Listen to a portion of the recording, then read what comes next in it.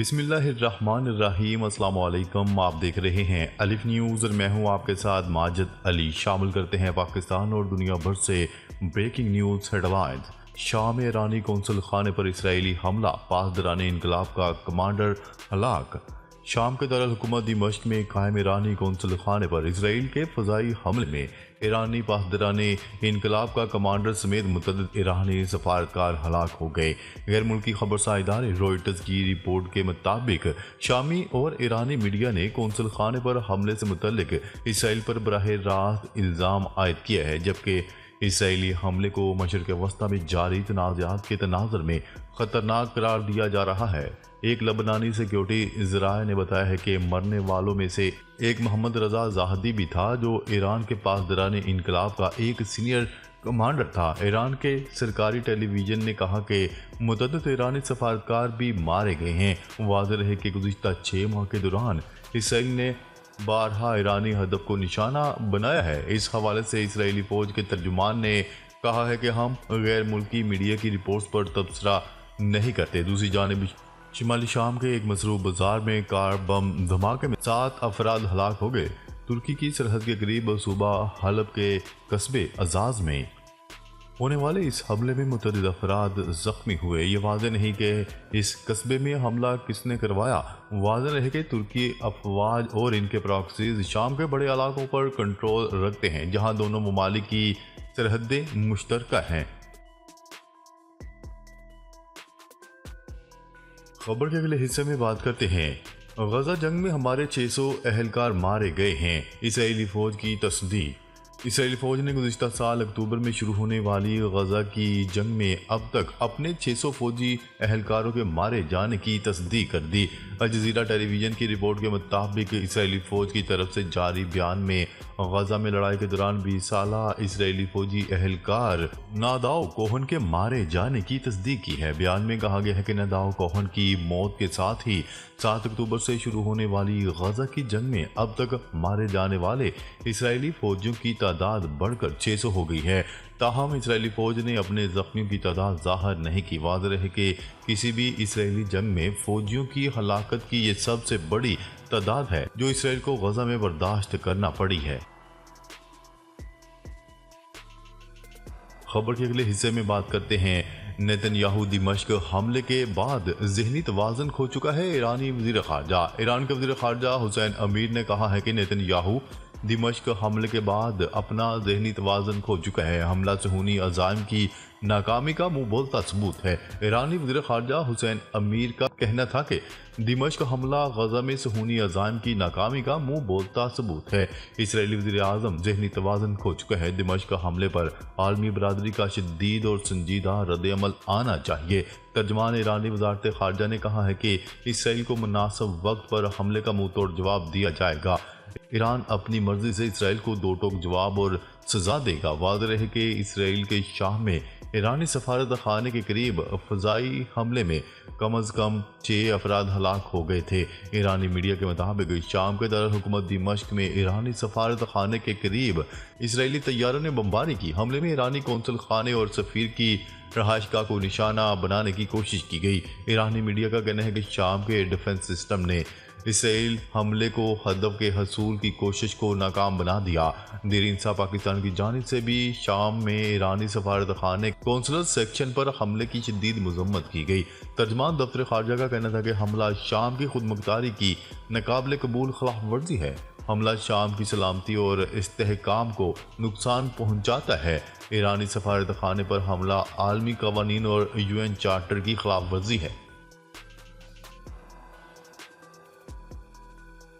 خبر کے اگلے حصے میں بات کرتے ہیں۔ شمالی کوریا کا بیلسٹک میزائل کا کامیاب تجربہ۔ شمالی کوریا نے درمیانے فاصلے تک مار کرنے والے بیلسٹک میزائل کا تجربہ کیا ہے۔ میڈیا رپورٹس کے مطابق جنوبی کوریا فوج کے مطابق شمالی کوریا نے اپنے مشرقی ساحل سے میزائل سمندر میں فائر کیا۔ غیر ملکی میڈیا کی رپورٹ کے مطابق جاپان کے وزیر اعظم نے شمالی کوریا کے میزائل تجربے کی مذمت کرتے ہوئے کہا ہے کہ شمالی کوریا کے میزائل تجربات خطے کا استحکام اور امن متاثر کر رہے ہیں۔ دوسری جانب جنوبی کوریا کے صدر کا کہنا ہے کہ شمالی کوریا جنوبی کوریا میں انتخابات سے قبل الجھن پیدا کرنے کی کوشش کر رہے ہیں۔ ایسی اشتعال انگیزی صرف جنوبی کوریا کے عوام کو متحد کرے گی۔ خبر کے اگلے حصے میں بات کرتے ہیں ہر طرف لاشیں اور تباہی۔ اسرائیلی فوج نے 2 ہفتے بعد الشفا ہسپتال خالی کرا دیا۔ اسرائیلی فوج نے جنگی جرائم کی تاریخ میں بھیانک باب رقم کرتے ہوئے غزہ کے ہسپتال کو قبرستان میں تبدیل کرنے کے بعد خالی کر دیا۔ غیر ملکی خبرساز ایجنسی کی رپورٹ کے مطابق اسرائیلی فوج الشفا ہسپتال کا 2 ہفتے سے جاری محاصرہ ختم کر کے پیر کو واپس روانہ ہو گئی۔ اسرائیلی فوج کے اس بدترین دہشت گرد حملے میں اسرائیل میں زیر علاج سینکڑوں مریضوں اور ان کے لواحقین کو بے دردی سے شہید کر دیا گیا۔ فلسطینی خبرساز ادارے وفا نے طبی ذرائع کے حوالے سے بتایا ہے کہ اسرائیلی فوج کی انخلا کے بعد الشفا میڈیکل کمپلیکس سے سینکڑوں فلسطینیوں کی لاشیں ملی ہیں۔ ذرائع نے بتایا ہے کہ اسرائیلی فورسز نے ہسپتال میں قائم عارضی قبرستان کو بھی نہ بخشا اور قبروں سے لاشیں نکال کر ہسپتال کے مختلف حصوں میں پھینک دیں۔ قابض فوج نے الشفا ہسپتال میں موجود قیمتی طبی آلات اور مشینوں کو بھی تباہ کر دیا اور ہسپتال کی مختلف عمارتوں کو جلا کر مکمل طور پر نکارہ کر دیا۔